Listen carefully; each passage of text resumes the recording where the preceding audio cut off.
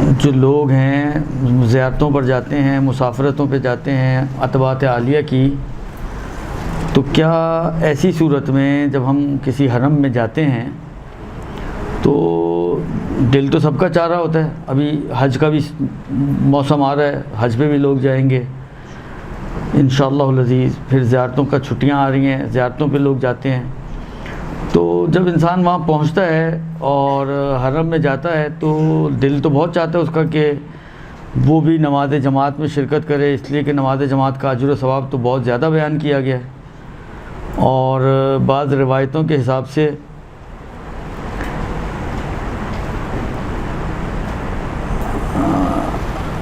اگر پیش نماز کے پیچھے جو نمازی ہیں، جس کو مقتدی یا مامون سے تعبیر کیا جاتا ہے، ماموم امام سے ماموم میم، پیچھے پڑھنے والا، وہ اگر 10 سے زیادہ ہو جائیں تو اس نماز جماعت کا اتنا اجر و ثواب ہے کہ پروردگار عالم کے علاوہ کوئی لکھ نہیں سکتا۔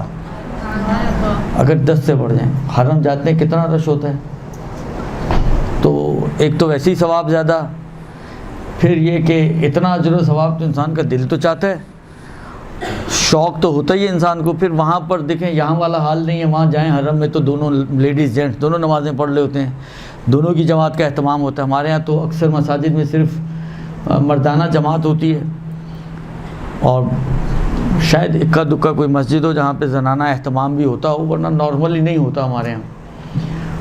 تو پھر انسان سوچتا ہے کہ یار چلو ایک اپرچونٹی مل رہی ہے تو کیوں نہ اس کا فائدہ اٹھایا جائے۔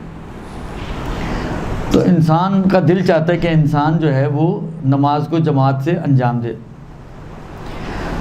تو ایسی صورت میں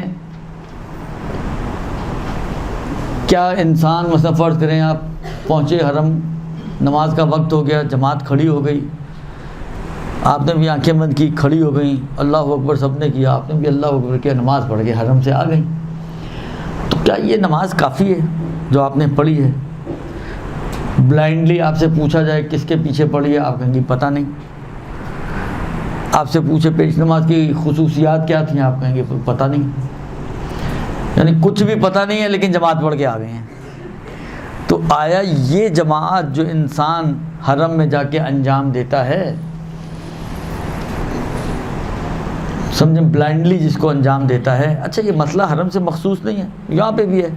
فرض کریں آپ کسی جگہ پہنچی، وہاں پر لیڈیز جینٹس دونوں کی جماعت ہو رہی تھی، آپ جا کے اللہ اکبر کھڑی ہو گئی، تو آیا اس طرح سے بلائنڈلی کھڑے ہونا جماعت کے لیے کیا نماز جماعت کو صحیح کر دیتا ہے، اور آپ کی جو ذمہ داری تھی اس وقت کی نماز کی وہ آپ کی گردن سے اتر جائے گی؟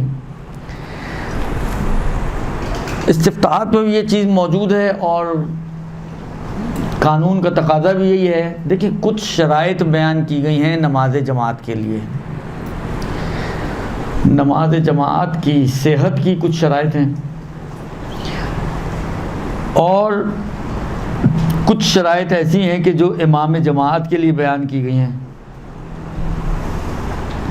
ابھی زیادہ نگاہیں جو ہیں میری امام جماعت کے حوالے سے، کیونکہ مثال میں نے ایسی ہی بنائی ہے کہ آپ کو امام کے بارے میں کچھ پتہ نہیں، نارملی جگہ کا اتنا بڑا خاص طور پہ حرم وغیرہ میں وہ ایسا مسئلہ نہیں ہے۔ مین جو مسئلہ آتا ہے وہاں پر جو مشکل کھڑی کر سکتا ہے وہ یہی ہے کہ امام جماعت کے بارے میں ہمیں نہیں پتہ ہوتا کہ امام جماعت ہے کون، عادل ہے عادل نہیں ہے، کیا ہے کیا نہیں ہے، کچھ نہیں معلوم۔ تو آیا ایسے صورت میں کیا انسان نماز جماعت پڑھ سکتا ہے، اور اگر پڑھ لی ہو تو کیا انسان کی یہ نماز جماعت جو اس نے پڑھی ہے اس کی شرعی ذمہ داری، جو فرض کریں ظہر کی پڑھ کے آئے ہیں تو ظہر کی جو شرعی ذمہ داری اس کی گردن پر آئی تھی وہ اتر جائے گی یا نہیں؟ اس نماز کے پڑھنے کے باوجود ابھی بھی وہ ذمہ داری اس کی گردن پر باقی ہے، لہذا اس کو دوبارہ سے نماز پڑھنی پڑے گی۔ یہ ایک مسئلہ ہے اور مرحلہ ہے۔ دیکھیں جو امام جماعت کی شرائط ہیں، بالغ ہونا، یہ اتنا بڑا مسئلہ اس لیے نہیں ہے کہ نارملی کوئی بھی نابالغ کو کھڑا نہیں کرے گا، ٹھیک ہے نا۔ عام طور پر جو امام جماعت خاص طور پر ان اتباعت عالیہ کے لیے چنے جاتے ہیں تو وہ نارملی بزرگ شخصیتیں ہوتی ہیں، تو وہ جو بزرگ شخصیتیں بزرگ ہونے کے ساتھ ساتھ عمر کے حساب سے بھی بزرگی ہوتی ہیں، تو اس لیے وہ ایج کا اتنا مسئلہ نہیں آتا، اسلام کا اتنا مسئلہ نہیں آتا، ایمان کا اتنا مسئلہ نہیں آتا. مین جو آ کر جہاں پر شرط اٹکتی ہے وہ ہے اس کی عدالت. بعض اوقات دور سے آپ دیکھ رہے ہیں سید آدمی، کالا امامہ پہنا ہوا ہے، آپ کو اندازہ ہو جاتا ہے سید آدمی ہے. یہ اسکرینز لگی ہوئی ہیں، آپ دیکھ رہے ہیں سید آدمی ہیں، بزرگ شخصیتیں، بالغ. یہ ساری چیزیں میں نے کہا نا، وہ تو بعض چیزیں دیکھ کر بھی انسان کو اندازہ ہو جاتی ہیں، آ جا کے رہ جاتی ہے. اب عدالت کوئی ایسی چیز نہیں کہ وہ دیکھ کے، جس طرح مثلا فرض کریں آپ اس کے سید ہونے کو تو کالے امامے سے پہچان سکتے ہیں، مگر عدالت کو کیسے پہچانیں گی؟ کوئی ایسی علامت نہیں ہے جس سے آپ کہیں کہ ہاں یہ علامت اس میں کیونکہ موجود ہے بس عادل بھی ہوگا، اور موجود نہیں ہے تو اس کا مطلب ہے عادل نہیں ہے. تو آپ کھڑے کھڑے فیصلہ کر لیں گے یہ عادل ہے کہ عادل نہیں ہے. تو اس کو کس طرح سے حل کیا جائے مسئلے کو؟ ایک طرف سے اتنا اجر و ثواب، اتنی تاکید، اتنی اہمیت، اتنی فضیلت، جگہ ایسی، دوسری طرف سے یہ مشکل کہ ہم پہنچے، ہمیں کیا پتہ کون حالانکہ میں نے کہا نا تھوڑا بہت سرسری سا معلوم بھی ہو اجمالی طور پر کہ مثلا ایک سید صاحب کھڑے ہوئے ہیں، بزرگ آدمی ہیں، سفید ریش ہیں، بالآخر اندازہ ہو رہا ہے، لیکن نام نہیں پتہ چلے، نہ پتہ ہو، نام پتہ ہونا شرط نہیں ہے. نسب نہیں پتہ کون سے سیادت کون سی ہے، ان کی نقوی ہیں، تقوی ہیں، رضوی ہیں، کیا ہے نہیں معلوم، کوئی مسئلہ نہیں ہے، وہ شرط نہیں ہے اتنا. لیکن بالآخر ان کی عدالت کا کیا کریں؟ عدالت کیسے ثابت ہوگی ہمارے لیے؟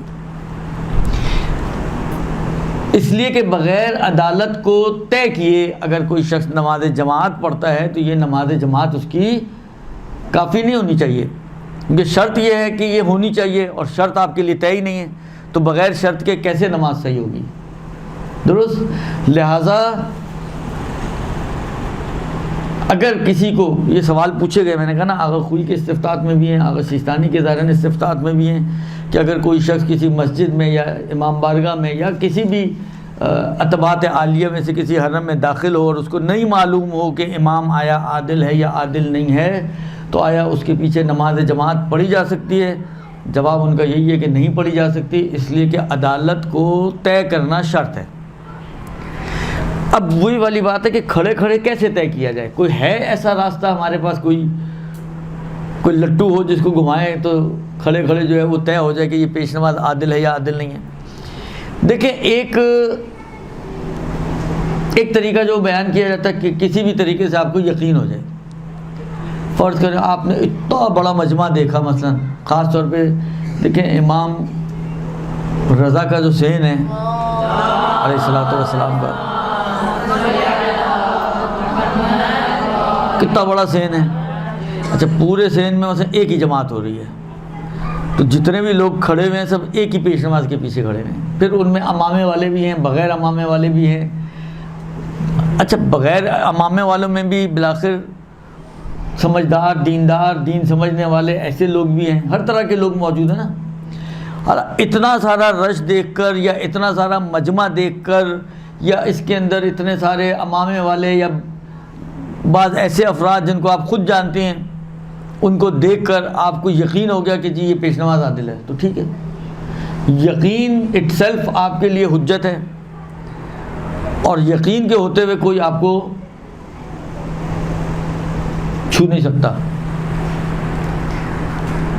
بے این ماننا کہ کوئی آ کے آپ کو چیلنج کرے کہ تم غلط ہو، اس کا چیلنج بیکار ہے. اگر آپ کے پاس واقعی یقین ہے تو، یقین یعنی 100% شیور ہیں آپ اس بات کے اوپر کہ جو پیش نماز کھڑا ہوا ہے یہ عادل ہے.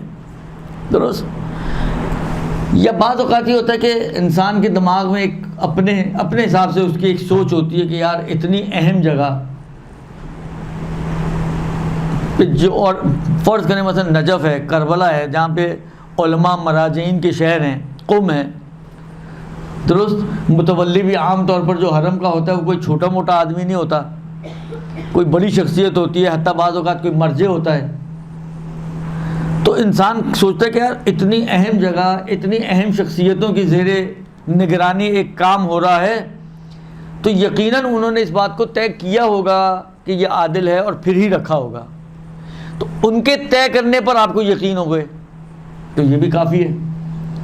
اچھا یقین نہیں ہو، اطمینان ہو جائے آغا سیستانی کا صرف ایک نظریہ ہے جو انہوں نے کئی جگہ پہ اپنا اظہار کیا کہ اطمینان اگر اس کا منشا، اس کی بیس عقلائی ہو، یعنی لوگ عام طور پر اس کے اوپر اعتماد کرتے ہوں. عقلائی کا مطلب یہ ہے کہ عوام الناس عام طور پر اس کے اوپر اعتماد کرتے ہوں اور آپ بھی اسی چیز پر اعتماد کرتے ہوئے اطمینان حاصل ہو جائے آپ کو، تو وہ بھی کافی ہو جائے گا. اس کی مثالیں بھی یہ دونوں بن سکتی ہیں.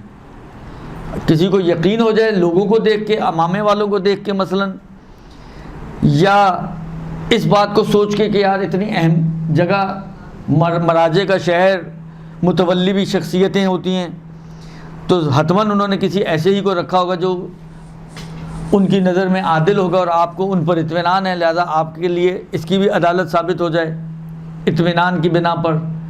تو یہ منشا عقلائی ہے. 10 چیزوں میں انسان اسی قسم کی باتوں پر اپنی عام زندگی میں بھی بھروسہ کرتا ہے کہ یار فلانے نے یہ کام کیا، مثلا فرض کریں تو وہ اچھا ہی کام کیا ہے اس نے، خود کیونکہ دیندار آدمی ہے، خود سمجھدار آدمی ہے، دین کو سمجھتا ہے، اسلام کو سمجھتا ہے، تو کرنے والا اگر فلاں آدمی ہے تو اس نے ٹھیک ہی کیا ہوگا. تو انسان اپنی عام زندگی میں بھی اس قسم کے امور کے اوپر اعتماد کرتا ہے. تو جب عام زندگی میں ان امور پر اعتماد کرتے تو دینی امور میں بھی اس پہ اعتماد کیا جا سکتا ہے. یہ کہلاتا ہے منشا عقلائی. اگر منشا عقلائی ہو تو اس میں آغا سیستانی فرماتے ہیں کہ یس آپ کے لیے ثابت ہو جائے گا. صحیح ہے، یقین نہیں ہے، اطمینان ہے، لیکن بالآخر یہ اطمینان بھی حجت ہے، کیونکہ اطمینان کو عام طور پہ تعبیر کرتے ہیں کہ یقین عرفی ہے. عرف میں جس کو یقین کہا جاتا ہے وہ نارملی اطمینان ہوتا ہے. مکہ ہو کہ مدینہ ہو کہ کربلا ہو کہ نجف ہو کہ شام ہو کہ قم ہو، مشہد ہو، سامرہ ہو، کاظمین ہو، کوئی رہ تو نہیں گئی جگہ. مکہ مدینہ میں تو اطمینان نہیں کرتے جہاں پہ ابھی تو ہوتے ہیں. ابھی تو آپ لوگ ایک دم مسئلہ ہوتا ہے، شیعوں سے چھلانگ مارتی سیدھی جا کے اہل سنت پہ پہنچ جاتے ہیں. ابھی کم سے کم پہلے شیعوں کا مسئلہ تو حل کر لیں. شیعوں کا ابھی تک حل ہوا نہیں اور آپ سیدھی اٹھا کے سنیوں پہ بھی پہنچ گئے. خوب، سوال ہو کہ جیسے میرے خیال میں سن لیں تو شاید مسئلے حل ہو جائیں آپ کے. پہلے سن لیں تھوڑا سا، اللہم بیر تحمل. درست جی. تو یہ اگر ایسے کوئی صورتحال ہے کسی، یا بعض اوقات ہوتا ہے مثلا فرض کریں آپ کراچی میں، درست، آپ نے دیکھا مثلا فرض کریں ایک نماز جماعت میں بعض ایسے علماء کھڑے ہوئے ہیں کہ جن کو آپ خود پرسنلی جانتی ہیں، جو دین سمجھتے ہیں اور دین پر عمل بھی کرتے ہیں، ان کو دیکھ کر آپ کو اطمینان ہو گیا تو ٹھیک ہے. میں نے کہا نا یہ مسئلہ صرف اطباعت عالیہ کا نہیں ہے، یہ کراچی سے لے کر لاہور اور لاہور سے لے کر پشاور اور پشاور سے لے کر پورا پاکستان گھوم لیں آپ، پوری دنیا گھوم لیں آپ، کہیں پہ بھی آپ چلے جائیں، اگر اس قسم کی کوئی چیز ہے جس پر آپ کو اطمینان آ رہا ہے اور وہ چیز ایسی ہے کہ معاشرے کے دوسرے افراد بھی اس کے اوپر اعتبار کرتے ہوں تاکہ وہ عقلائی منشا بن جائے، تو آپ بھی اس کے اوپر اعتبار کر سکتی ہیں اور اس کے مطابق اپنے مسئلے کو حل کر سکتے ہیں. لہذا کھڑے کھڑے بس یہی لٹو ہے ہمارے پاس جو گھمانے والا ہے کہ جس سے آپ کو اگر اطمینان آ گیا تو آپ اللہ اکبر کر لیں، نہ اطمینان آئے تو پیچھے چل جائیں اور فرادہ نماز پڑھ لیں. صحیح نماز پڑھنا بہتر ہے بجائے اس کے کہ غلط جماعت نماز پڑھیں آپ، کہ جس کے بعد ابھی آپ کی نماز آپ کے سر پر ہی لٹکی رہے. اس لیے بہتر یہ ہے کہ انسان صحیح ایک نماز پڑھ لے، چاہے فرادہ ہی پڑھ لے.